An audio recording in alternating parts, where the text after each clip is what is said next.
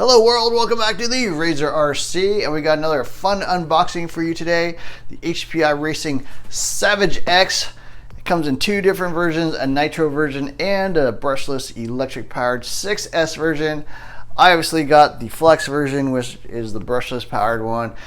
I strongly consider getting a nitro car, but you know, the smell, the tuning, just the hassle, I decided not to do it. I know a lot of people love their Savage nitro cars, and maybe something I will get further on down the road, but to keep things simple, I decided to get the electric version. So this has been out for about 3 or 4 days, distributed by Hobby Recreation Products here in the United States.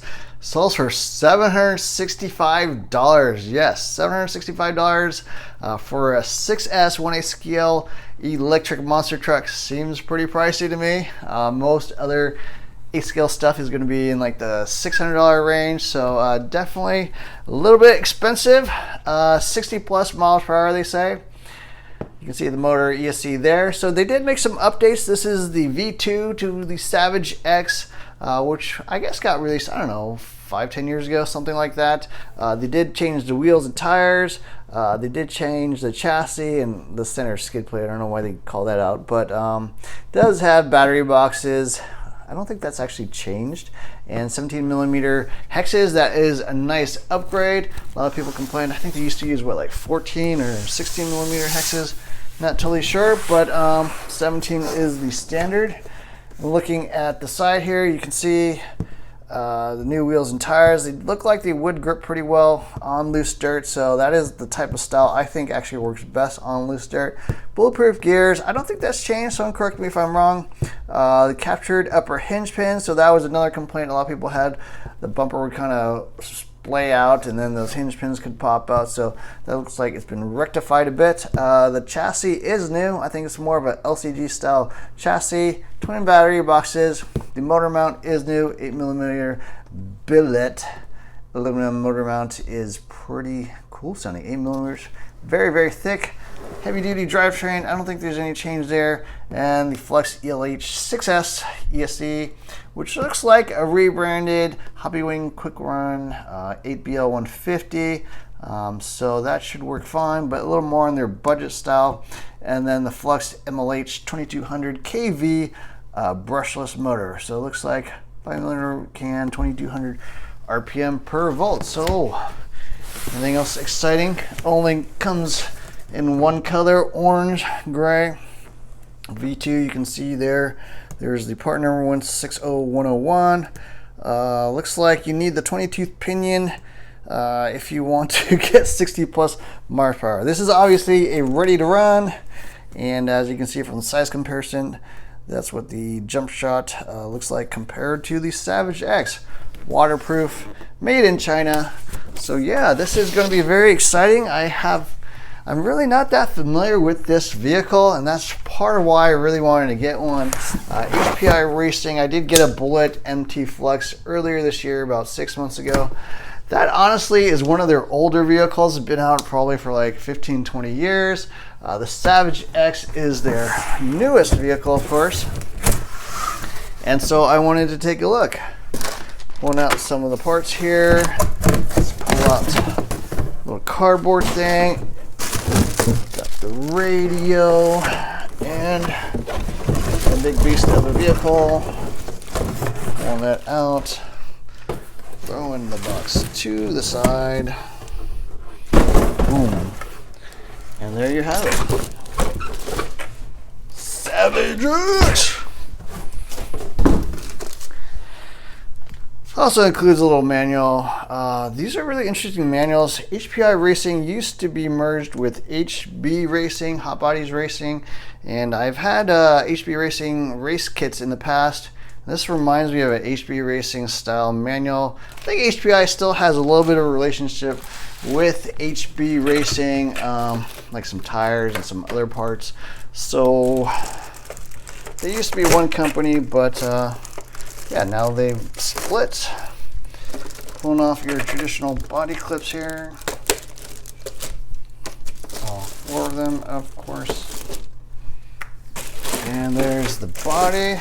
So I have not seen one of these in person. This is the very first time I've seen any HPI Savage, honestly, much less a Savage X V2. So Lexan body looks like sort of a matte finish, looks pretty nice. I do like kind of this orange style thing. Let's kind of tilt this thing down so you can see a little better. I like the white graphics, plastic mirrors, little plastic hood scoops or fake vents or something like that. A little bit of a roll cage here in the back, although not a whole lot of support there. And then little body posts with body pins on the inside. Front little grille with the HPI logo. But you know it is a Savage. So styling wise, it is very blocky, very square. Looks a little odd with the cab like kind of in the middle of the vehicle, so the hood and the trunk or the bed are almost like the exact same length. That's a little odd. I actually don't think it looks bad to me. It looks like a little bit like a, I don't know, a Ford or something like that. But who cares what the body looks like? This is the vehicle. So massive tires. These are quite large. They look like about the size of like maybe a Max tire or something like that. Here's the battery trays on both sides. I think you flip these down or something. They open up. You can stick your batteries in there with Velcro straps. Dean style connectors, 2 of them. So yeah, you do have to run 2 3S packs. Little grab handle or a little roll protection right there. You can see the motor. Size wise, I would guess it's like a 40, 68, 40, 70, something like that. Not sure the exact size. No numbers on the can. But very Hobby Wing style looking motor. 4 shocks, plastic bodied. They do use preload clips, plastic caps. Probably about a, I would guess, 3mm shock shaft, maybe even 2.5. They look pretty thin. Steel turnbuckles, adjustable all the way around, it looks like. Steel drive shafts or CVA. What are these? Are these dog bones or CVAs? Can't quite tell. Can't see inside there. And then, yeah, everything's fairly enclosed. You can see that Hobby Wing style. ESC, that does not look like a standard quick run 10BL 160, or it's got a different style fan or something. I don't know. Different style on-off plug. I could have sworn they used to be like sort of these on-off physical switches, little slider switches, antennas sticking out. Body posts look pretty beefy. Bumper looks fairly substantial. And I guess they've got some kind of little guards or something here. Maybe that's what keeps the hinge pins from popping out. I don't know if they can pop out from the bottom hinge pins. I think that's another complaint a lot of people had. Double wishbone suspension with non-adjustable upper links. Not sure why there are holes in those links. Kind of interesting looking. Twin vertical plate chassis. Looks like it's about 2.5mm thick or so. Aluminum, I assume. A lot of aluminum orange parts inside, down the middle, including hinge pin braces here, top and bottom. Yeah, it looks pretty nice. No LED lights or anything like that. Flipping it over on the bottom, all plastic skid plates. Very nice protection, but still have access to all of your screws. Arms look a little thin by today's standards. I gotta say, this is generally, I think, still very similar. The original Savage X does have some updates to pretty much address all the things people complained about, including the aluminum 17mm hexes, so that's nice. Better tires, fairly heavy. Oh, shocks feel really nice. Definitely a lot of spring preload. Oh, I think this is one of the best feeling monster trucks I felt out of the box. Definitely a lot better than something like a Max.